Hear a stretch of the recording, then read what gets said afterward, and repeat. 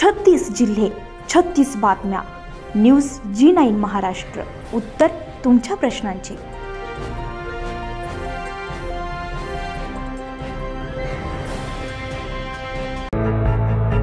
गारज येथील विकास महर्षी गारजभूषण कारभारी सरोवर यांना सामूहिक श्रद्धांजली अर्पण करण्यासाठी बाजीराव स्वामी समाधी संस्थान मंदिरात रविवारी शोकसभा घेण्यात आली आहे. या प्रसंगी कारभारी सरोवर यांच्या प्रतिमेला पुष्पहार अर्पण करण्यात आला आणि विविध पक्ष संघटना पदाधिकारी यांनी पुष्प अर्पण करून श्रद्धांजली वाहिली आहे. यावेळी त्यांनी केलेल्या कार्याचा आणि गावाच्या विकासाचा आराखडा प्रत्येकाने आपल्या भाषणातून व्यक्त केला.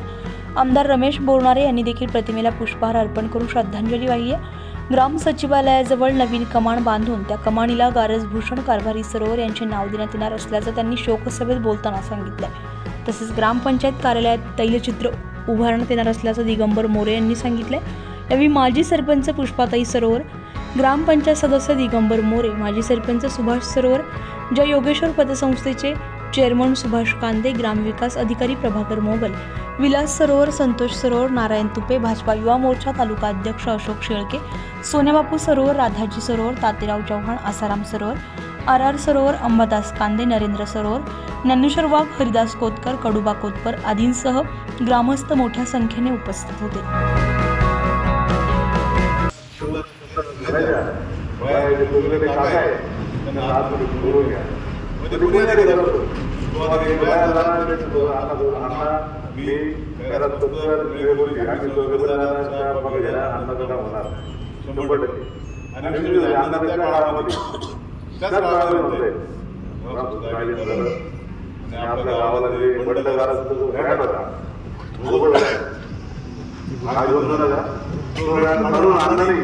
आदर्श गारज मित्रांनो, हे आपल्याला तसं सार्थक आहे. गारज गावाला आदर्श गाव हे लावलं अजूनही धोंडा गावाला काहीतरी गरज आहे हे नाव दुसऱ्या गेलेलं नाहीये का त्या ठिकाणी या मैदानासारखा मैदाना त्या गावाला नाही. या मैदानाने आपल्या गावाला आदर्श एवढा लावून गेला आणि खूप आहे.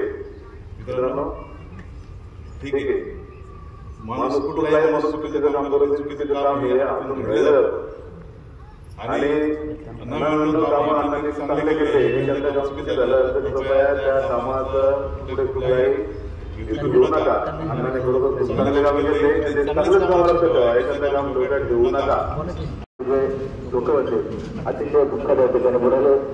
त्यांचा सर्व सुद्धा या ठिकाणी दुःखात बुडाला आणि गावाला सुरक्षा या ठिकाणी पसरली.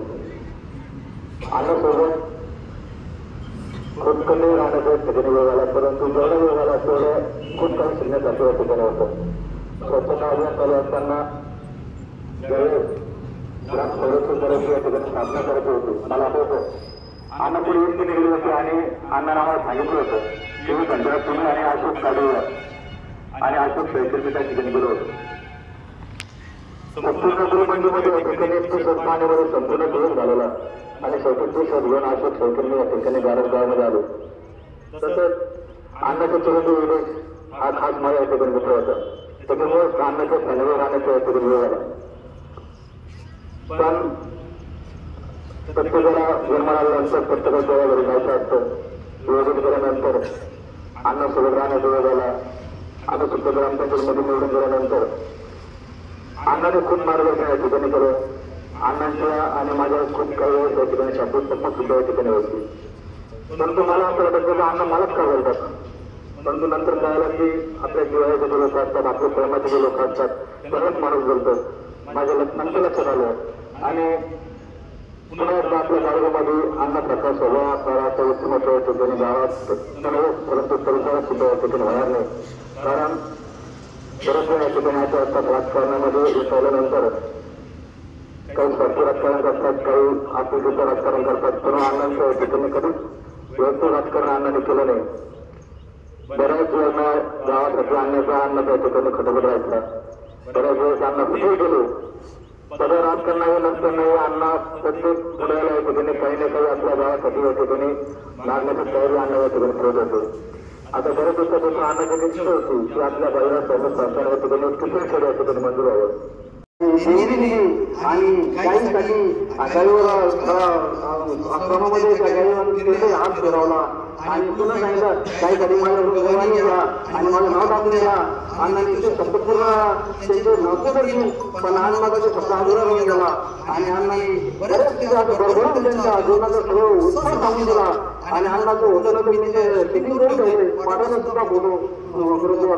पण अण्णाचे काय जाण्याचे पैसे वगैरे काय माहिती नाही पण अण्णाने सांगितलं मला तिथे बोलणार तिथे बोलून अण्णाचे बरेच फोटो काढले आणि अण्णाने बरेच भाषण केलं बरंच काही हे केलं आणि अण्णाचे सर्वांना उपकार आहे आणि अण्णा खूप वेगळी व्यक्ती होती. अण्णाने शब्दाचे वाद असतो खोटाचे वाद असतो सगळ्या वादावर त्यांनी मागवून ते वेळी पुन्हा सर्वांना जीवन जगण्याची हे केली आणि अण्णाचे बोलायचं खूप आहे पण वेळ आपण बोलू शकत नाही पण अण्णाचं सांगायचं एवढं मोठं ग्रंथ अण्णाने केलं.